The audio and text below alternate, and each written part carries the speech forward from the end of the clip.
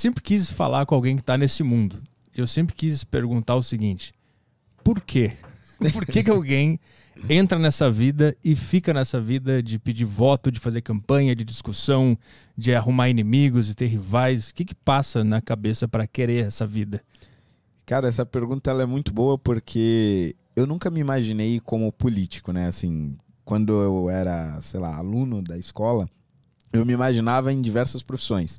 Já me imaginei como médico, professor, motorista de ônibus, sei lá, empresário, mas eu nunca tinha me imaginado como político. E aí, no final, ali nos anos finais da minha escola, eu comecei a me interessar muito sobre diversos assuntos relacionados à política e principalmente por conta das eleições de 2014. Ali eu comecei a discutir com os meus professores diversos aspectos, política internacional, política nacional e etc. E aí eu comecei a gravar vídeos. E aí começaram os protestos de 2013, depois veio aquela coisa do protesto pelo impeachment da Dilma. E aí eu fui mergulhando nesse mundo de manifestações, gravando vídeos sobre como se dava o impeachment de um presidente, por que que a passagem de ônibus tinha ficado mais cara, enfim, foi me interessando por esses temas. E aí eu fui até um determinado momento que eu comecei a entrar em contato com os primeiros políticos de verdade, a cobrar deputados. E aí, você vai votar pelo impeachment, não vai, etc.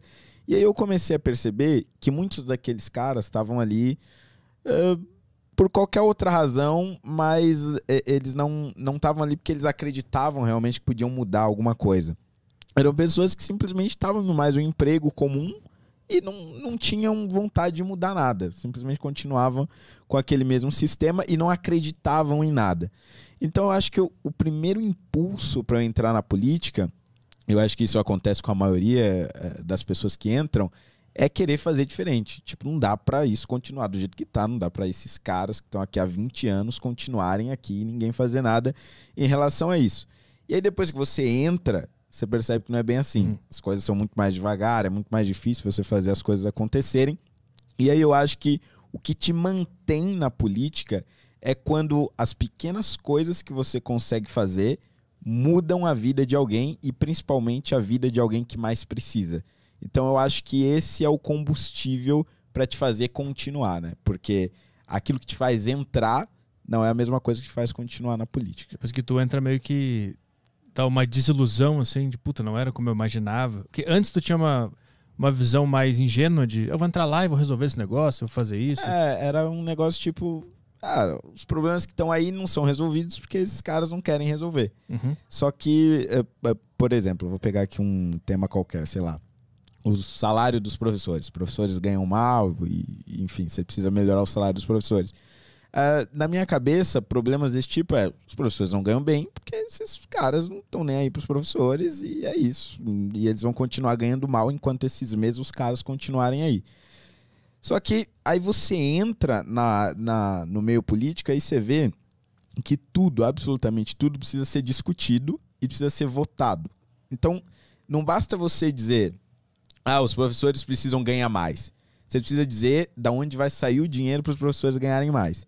Só que provavelmente você vai tirar, sei lá, da segurança, da saúde ou do transporte, e aí tem um outro cara que defende transporte, outro que defende a saúde, e aí você tem que convencer aquele cara a tirar dinheiro daquela área para ir para o aumento do professor.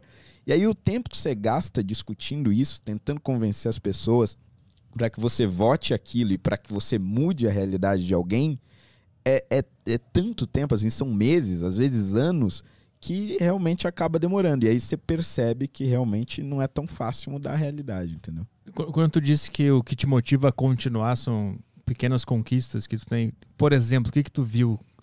Tu disse que tu viu a vida de alguém mudar. O que é isso de fato? O que tu viu? Vamos lá, vou pegar um exemplo mais recente.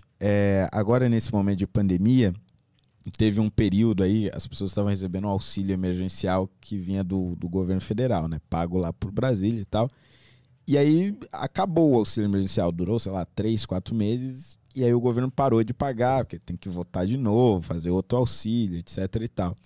E aí, nesse meio tempo, as pessoas aqui da cidade de São Paulo, pessoas que a gente vê, assim, na periferia e tal, você encontra aí no Compra Pão e tudo mais, você começou a ver muitas pessoas desesperadas, do tipo, eu não tenho dinheiro para comprar um botijão de gás, eu não tenho dinheiro para comprar um arroz, um feijão e etc.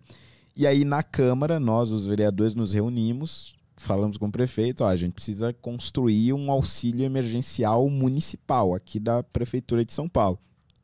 Aí a gente estudou da onde ia tirar o dinheiro, quanto que a gente tinha à disposição, quantas pessoas a gente ia conseguir beneficiar.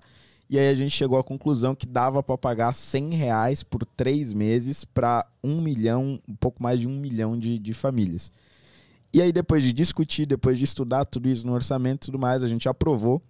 E aí agora há pouco, inclusive, a gente fez o primeiro pagamento. E aí você viu as pessoas com quem você convivia, pessoas que foram reclamar, que ligaram no seu gabinete, etc., que não tinham que comer, agora aliviadas, porque pelo menos elas conseguem sobreviver com esses R$100 ali por alguns dias, ou comprar alguma coisa para os filhos dela. Então acho que essas pequenas coisas, essas pequenas vitórias, e aqui eu estou dando só um exemplo, é que te dão esse combustível, né, para você continuar na política.